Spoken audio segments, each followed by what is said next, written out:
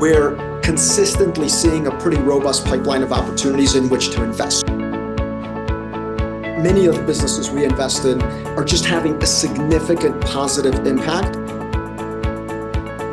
We see over $300 billion of profit pools of EBITDA in our core focus markets. Thank you for joining us on this month's episode of the Third Thursday Themes webinar series. I'm very pleased to welcome to the call Simon Bachleda from Revelstoke Capital Partners. Thank you, Mark. Great to see you and great to be here. As we always do with these episodes, I'd love to start with an overview of your firm, what you guys do, maybe how you guys came to get involved in the space that you're in, and what themes you're focused on today. Great. Well, thanks, Mark. So Revelstoke is a Denver, Colorado-based healthcare specialist private equity firm, and we focus on making control equity investments in middle market healthcare services, healthcare IT, and related health and wellness companies across the U.S. So since inception in 2013, we've completed approximately 190 acquisitions, of which 27 have been platform companies. And then we've done approximately 160 add-on acquisitions to those platforms.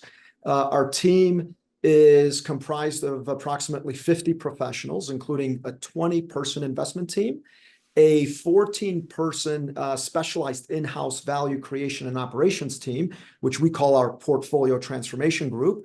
And then we have about 16 people in firm operations and investor relations. And so today, Revelstoke has over $5 billion of AUM, and we're currently investing out of our third flagship fund. And we've also raised 3 single asset continuation vehicles for trophy assets, which we have branded as our Epic Series fund. Perfect. And so from a thematic basis, where are you guys focused in today's market? What aspects of healthcare do you guys find most interesting? Sure.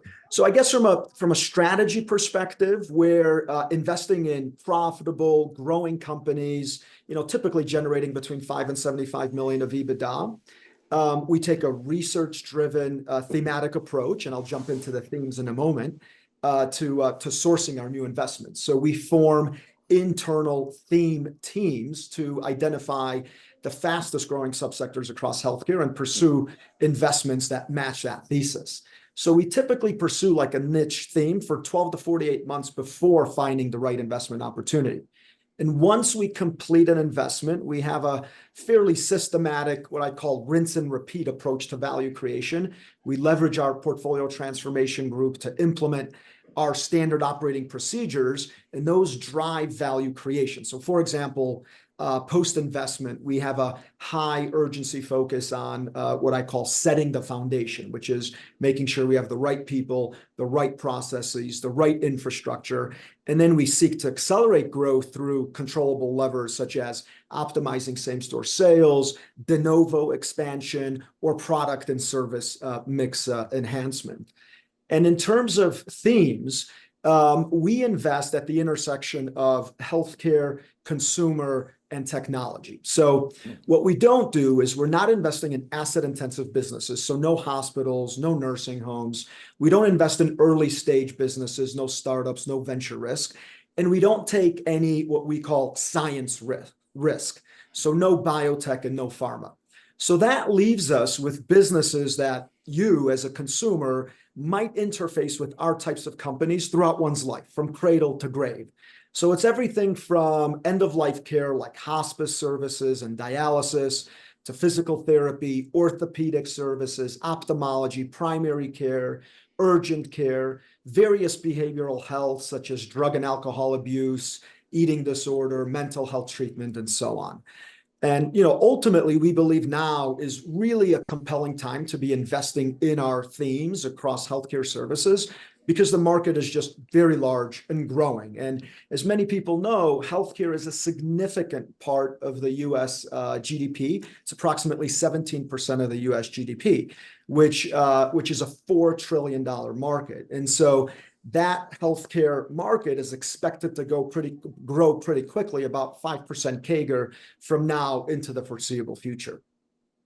That's exciting stuff. One of the things that we always talk a lot about on these webinars and certainly in our investment committees internally here at CAZ is the downside. We actually have a saying that we use, which is if we can get comfortable with the downside or what is the worst case scenario, then the upside has a tendency to take care of itself. So in your view, what are the downsides? What are the risk factors that you want to make sure you understand when you're making an investment in healthcare services, as opposed to something like the science risk you talked about on a drug discovery or running a large hospital system? How does it apply specifically to you guys? Sure. No, and we certainly appreciate that and kind of think of risk in the same way. And so we operate in a highly regulated environment, and we're also dealing with people's lives on a day-to-day basis in our portfolio companies. And so as a result, we are extremely focused in our portfolio construction to achieve a very balanced portfolio on many levels and on many aspects. And so this could include having broad diversification in terms of end markets. So it's like the sub-industries that I mentioned, kind of very broad markets. A diversification from a geographic market. So we're not conducting business in one particular region of the United States. It's very broad across the entire US. And we also structure our portfolio in a way that seeks to attract a lot of different buyers when we exit. And so whether that be strategic buyers, financial buyers, or even the ability to go public. And importantly, we're not heavy users of debt when we go in and make an investment upfront. We use modest leverage in our businesses, if at all. And so this really allows us to weather, bumps in the road along the way, but also allows us to really invest and grow our businesses much faster. And generally, we're also investing our funds in a 3 to 4 year period. So this provides pretty meaningful vintage year diversification and broad exposure to protect from any fluctuating, macroeconomic environments that might happen over a year or two. It's interesting. So timing isn't so much the risk and leverage isn't so much the risk. So what are the specific maybe headwinds that the healthcare industry as a whole is facing today, healthcare services specifically? Sure. And so we kind of see two broad headwinds currently. One is more private equity specific, more macroeconomic, and then the other I'll talk about, healthcare services specific. So as you know, across the private equity industry as a whole, there's still a bit of a valuation misalignment currently between buyers and sellers. And that's resulting in a less deal activity. And that's happened because of interest rates have gone up pretty meaningfully over the last handful of years. And because our strategy is less dependent on using leverage, as I just mentioned, we are much less impacted by the current kind of macroeconomic environment than some of the other mega and large cap private equity firms. And then moreover, due to our thematic approach that I talked about and our sourcing engine, we're consistently seeing a pretty robust pipeline of opportunities in which to invest. So we can be, pretty picky and choosy, and we generally do 2 to 4 new investments each year. And with respect to healthcare services, for us, we believe labor inflation continues to be a headwind facing our portfolio companies.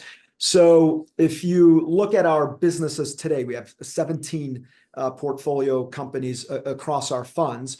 We employ approximately 40,000 individuals, many of which are patient-facing providers. So for us, labor is certainly a key focus. And first, we definitely focus on business models that provide demonstrable value to our patients and payers. And this allows us to grow our volumes and revenue in an environment like today. But beyond that, we've developed very specific playbooks to invest and build out the recruiting, training, staffing programs and functions in our companies. And ultimately, we create innovative equity ownership programs, and all this aligns incentives with key employees and stakeholders. And so these efforts kind of put together increase the supply of labor availability while also improving the culture inside the business and reducing turnover. So all of that really helps us manage, labor inflation in an environment like today. Yeah, that's fantastic. Thank you for sharing. We've talked now a bit about the challenges facing the investment industry writ large. What are the tailwinds? What are the things that you're excited about? What do you get out of bed in the morning and say, man, this is a really exciting thing happening in the world today as it relates to your business? Sure. So, I think the biggest thing is we keep making more older people every single day. And so America is producing about 11,000 65-year-olds every single day. And they will be living longer. They'll be more active than they've ever been and more active later in life. So today, I think we have over 56 million Americans over the age of 65. And that's projected to grow by more than 50% by 2050. So we're going to have approximately 86 million over 65-year-olds by 2050. So that's a massive tailwind. And as I mentioned before, healthcare is a $4 trillion market. So not only is it a massive market, it's also extremely fragmented with lots of mostly private and middle market companies. And many of these private and middle market companies need investment capital to drive innovation, to grow, to enhance quality, and to improve outcomes for patients. And what's interesting, a recent study that we saw found that private equity-backed healthcare companies only make up 4% of the overall US healthcare ecosystem. So we've barely scratched the surface. So we have a long way to go. And in fact, as we look at our opportunity set, we see over $300 billion of profit pools of EBITDA in our core focus markets. So there's a lot of wood to chop. One of the things we like to try to give investors in these calls is a little bit of additional insight. So we've talked at a surface level about things that are happening that you can read about in headlines, but then we also like to give people better insights, greater insights, deeper insights. And so maybe a question to ask is, what's something happening that you think over the next 2, 3, 5 years might surprise people about healthcare services? Something that the average person who's not living in it every day the way you are will wake up and see 3 to 5 years from now, and they didn't fully appreciate today. Sure. Well, I think, overall, it's pretty exciting to know that many of the businesses we invest in are just having a significant positive impact on the patients and on the overall US healthcare landscape, right? And it's everything from actually providing more access to care. We have a business that provides broad healthcare services in rural America, which are markets that are massively underserved, right? And so if we can provide that access to care, drive better patient outcomes, this ultimately allows us to lower the cost of the procedures. And that could be by providing services in lower cost settings, like in outpatient settings, or providing services in the home. And so I think through focusing on innovation and innovative alternative payment models, which in many cases incentivizes providers to focus on early detection, to focus on care coordination, to focus on disease management, all of this with the goal to minimize more expensive, higher acuity procedures, later on. So we see ourselves as an important catalyst to these businesses and to our companies, providing them not only with the financial, but the operational and strategic resources that they need to attract, better talent, to reach more patients, and to consistently innovate in order to provide the best care. Yeah, one of the things I think that humans have a tendency to do is to paint with a broad brush and to oversimplify and maybe to generalize in a way that allows them to just quickly make up their mind about something and move on. I think it's generally speaking a mistake to do this, but it's done nonetheless. So what do you think people get wrong about healthcare services, specifically as an investment asset class? Sure. What do they overgeneralize away? Yeah, so I think, to create a successful healthcare services business takes a considerable amount of work. And so I think people often underappreciate or underestimate the effort and complexity that's involved in building a business in a regulated environment like healthcare. And, as a result, we stick to our knitting. We invest in the same types of companies with similar business models where we have just a long history of investment experience. And so we've developed over the years, our specialized in-house operating team, which is focused on assessing and developing corporate infrastructure, strategic, operational, human capital capabilities, optimizing the capital structure, implementing various initiatives across our portfolio. And this is what's allowed us to be a very experienced and well-resourced partner to our companies and to help them navigate, the complex world of building a strong and sustainable business. And I think a lot of investors get wrong that it's an overly competitive market, right? And I think when we look at the market, I think it's 15% of all private equity deals are healthcare, whereas only 2% of private equity firms focus on healthcare services. So there really is a lot to do for firms like us in a large and deep market. Yeah, that's very helpful. A couple last questions to wrap this up. One of them is I'm going to ask you for a number, and the other one is more of qualitative. So we like to grade things on a scale of 1 to 7 here at CAZ. We think it makes people be a bit more discerning with their decision. On a scale of 1 to 7, 1 being the worst, 7 being the best, where would you rank the risk reward right now in healthcare services? That's the first question. Okay. So I'd rate it at a 6. And so I believe, and one thing we haven't talked about, which is really important in healthcare, is the recession resiliency during tougher economic cycles is a strong risk mitigant for our healthcare companies.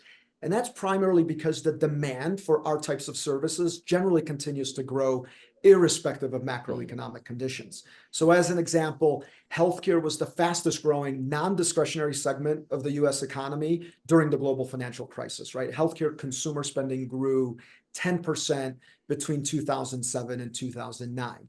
And we've taken businesses through the recession post 9/11 and through the global financial crisis. And so this creates a significant opportunity for broad-based exits for scaled and well-built healthcare companies because investors want to own these businesses, especially if there might be a recession down the line. And so whether it's selling to a strategic or a private equity-backed strategic or other private equity firms or even taking it public, there's a lot of appetite for our types of businesses, largely because of this recession resiliency. And so we view Revelstoke as, investing in small to medium businesses and helping them turn into large, sophisticated, sustainable businesses that others want to own. Well, 6 is pretty bullish, and you sort of answered what's going to be the second question, but maybe summarize of why do you think investing in healthcare services the way you all do it is a better alternative than traditional asset classes? Maybe just summarize those last couple of points again, because I thought they were very well stated. Sure. Well, I think, a bit at a higher level, if you look over the past 20 years, just private equity in general has produced a return that's 5% higher per year than traditional public asset classes. So for example, the Russell 3000 has been around 10% for the last 20 years. Private equity has been about 15% for the last 20 years. But when you look at private equity specialist managers, they have performed better than generalists. So over the past 10 years, for example, specialist GPs have delivered a net MOIC, so multiple on invested capital, that's about 24% better than generalists. So that's really meaningful. But beyond that, when you look at healthcare specialists, they've outperformed the generalists in a 10 to 20 year period, very meaningfully. So we believe that over the next 10 years, the healthcare asset class will be as productive as it was over the last 10 years. And we think it's a great time to invest in the sector. The market's big, as I mentioned. There's a lot of interesting assets that we're seeing. And actually, pricing's come down recently with interest rates going up. So we still have the same tailwinds from increasing demand across our subsegments in healthcare services. And as I mentioned before, from a competitive perspective, you have a lot of deals. About 15% of all deals are healthcare deals within private equity, but only about 2% of the firms are specializing in it. So that leaves us a lot of opportunity to really find deals on a proprietary basis. That's very helpful. Simon, thank you so much for sharing the time today and sharing your insights into this space. We really appreciate it on behalf of everyone here at CAZ. Thank you very much.